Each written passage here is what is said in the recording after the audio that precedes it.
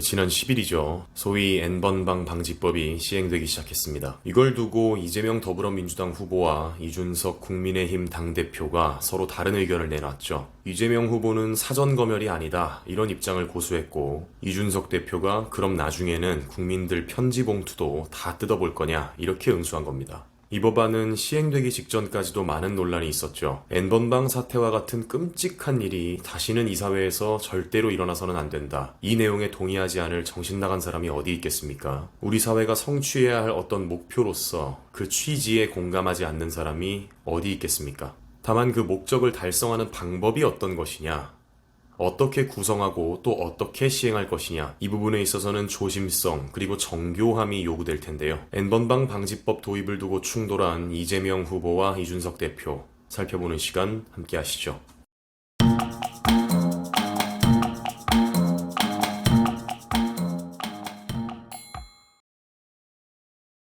이재명 후보가 금호공대 학생들과 가진 간담회에서 N번방 방지법 얘기가 나온 모양입니다. 거기서 이 후보는 이렇게 답했습니다. 모든 자유 권리에는 한계가 있다. 법률적 한계도 있다. 일단 합의를 했으면 따라야 한다. 이렇게요. 어제 10일부터 시행되기 시작한 N번방 방지법의 골자는 이렇습니다. 카카오톡을 위시한 주요 플랫폼들이 불법 촬영물 필터링을 하게 되는데요. 오픈 채팅방에 영상을 올렸을 때 이 필터링이 작동을 하게 되는데, 일각에서는 사전 검열이냐, 통신의 자유를 침해한다, 그런 비판이 나온 겁니다. 이 후보는 이어서 민주주의 체제를 보장하라고 언론 특권을 보호해줬더니 그걸 이용해서 가짜뉴스를 퍼뜨리고 자기 이익을 도모하고 국민 판단을 흐리게 하면 민주주의 체제의 위협이다, 이렇게 규정을 하면서 N번방 음란물 문제도 누리는 자유에 비해 다른 사람이 너무 피해를 입는다, 이렇게 말을 이었죠. 글쎄요, 갑자기 언론 특권 얘기를 왜 하나 봤더니 이 대목은 누가 보더라도 지금 민주당이 추진하고 있는 언론중재법을 의식해서 끼워 넣은 얘기 같습니다. 지금 보고 계신 중앙일보의 자료와 마찬가지로 언론중재법도 정부가 하다 드디어는 언론까지 장악하려고 한다,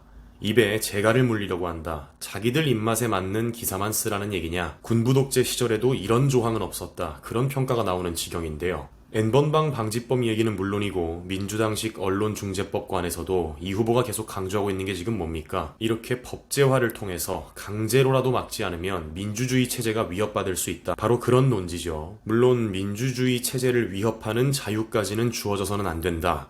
사법이 개입해서라도 막아야 한다.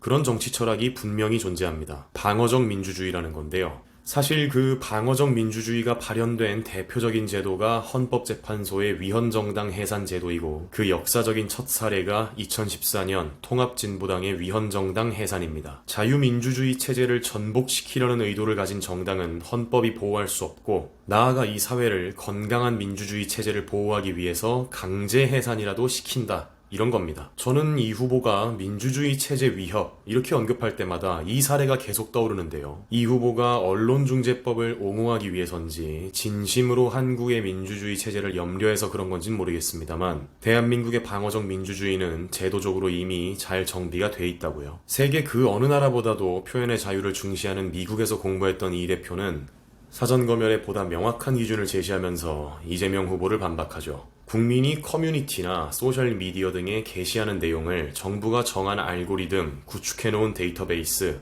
여기 따라서 사업자가 살펴보는 것 자체가 이미 검열의 조건을 만족한다는 거죠. 자, N번방 사태라는 너무나도 끔찍한 선례가 발생해버렸다. 다시는 이런 일이 일어나지 않도록 법제화를 모색하자. 다시 한번 말씀드립니다만 이 단계까지 동의하지 않는 미친 사람이 우리 사회에 어디 있겠습니까? 하지만 입법이라는 것은 이 후보도 언급한 것처럼 일단 시행이 되면 사회 질서를 유지하기 위해서라도 따라야 합니다. 그렇기에 더더욱 섬세한 검토가 필요한 건데요. 이준석 대표는 이 후보의 논리 대로라면 앞으로 누군가가 우편물로 그렇게 물리적으로 불법 착취물을 공유하면 그때부터는 모든 편지 봉투를 뜯어보겠다, 그런 발상이냐, 이렇게 되묻습니다. 1차원적이고 기계적인 입법 논리를 비판하고 있는 거죠.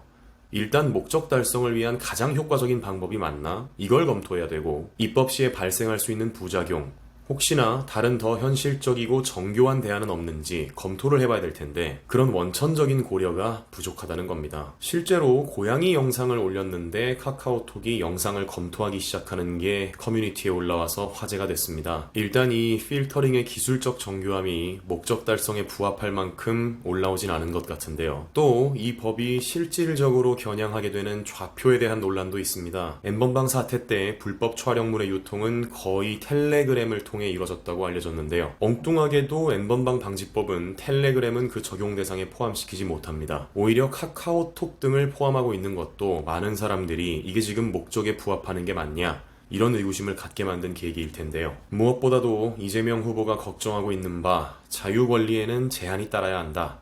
민주체제에 대한 위협은 강경책을 써서라도 어떻게든 막아야 한다. 그것만큼은 걱정하지 않으셔도 될 것 같습니다. 통합진보당이라는 헌법 질서를 유린하고 우리의 소중한 자유민주주의 체제를 전복하려던 집단. 우리는 성공적으로 그 집단을 저지하고 헌법적 절차에 따라 해산시킨 경험이 있으니까요.